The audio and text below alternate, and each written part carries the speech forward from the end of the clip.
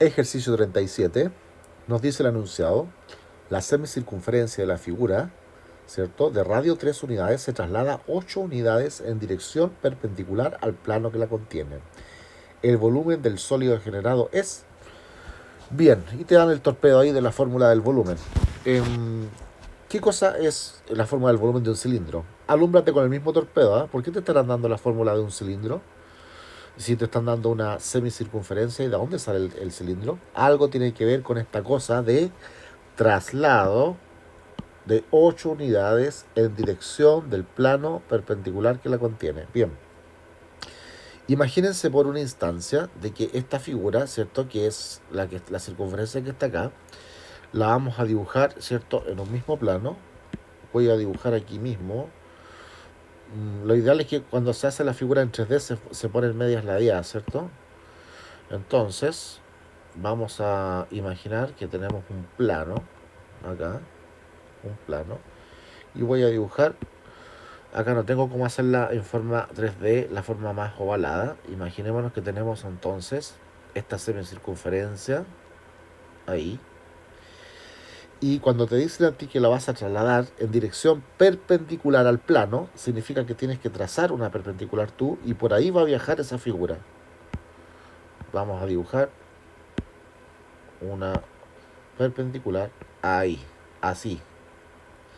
Y por lo tanto, esta figura va a quedar acá, en dirección perpendicular al plano que la contiene. Ahí.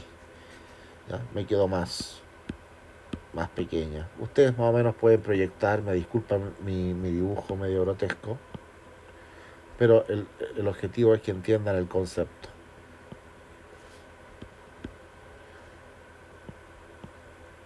Algo por ahí. Entonces, si nosotros, ¿cierto?, usamos las mismas líneas, más o menos ya podemos tener una idea de qué estamos hablando. Estaríamos hablando, ¿cierto?, de una especie de cilindro, pero dividido por dos. Ahí viajó esa figura, ¿cierto?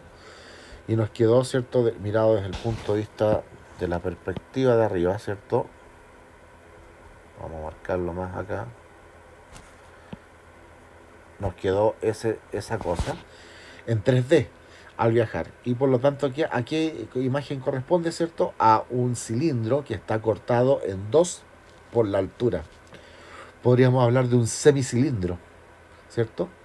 Pero el semicilindro podría ser, ¿cierto?, cortado por el radio o por el diámetro, o también por un corte vertical, horizontal, y en este caso es un corte vertical por la altura.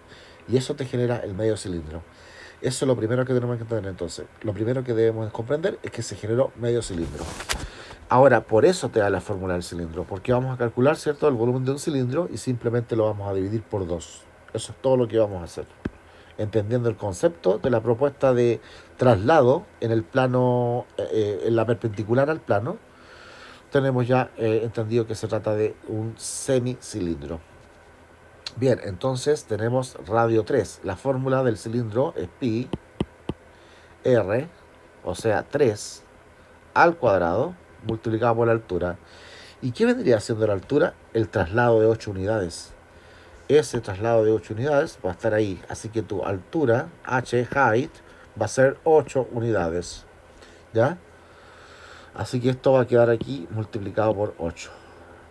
¿Y qué nos falta? Dividir por 2, porque es un semicilindro. Podríamos simplificar eso y dejar en vez de un 8, un 4. Así que acá te va a quedar 9 y acá 4. 9 por 4, 36 pi. Y en unidades cúbicas porque estamos en volumen. Ya tenemos el dividido por 2, así que ya lo convertimos en semicilindro. Hablamos de 36 pi unidades cúbicas, alternativa D. ¿Qué diría yo que es lo más desafiante de este ejercicio? Comprender esto. Ha costado mucho, tradicionalmente cuesta mucho.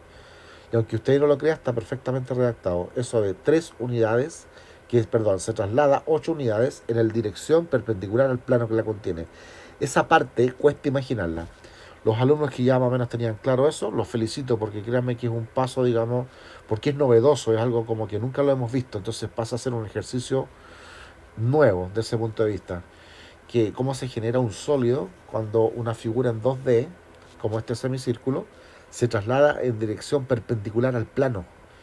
Esta flecha con negro, que está así segmentada, representa ese viaje, ese traslado de 8 unidades. ¿Y que genera? Un semicilindro. Esa era la clave de este ejercicio. Lo demás es aplicar fórmula. Se acabó.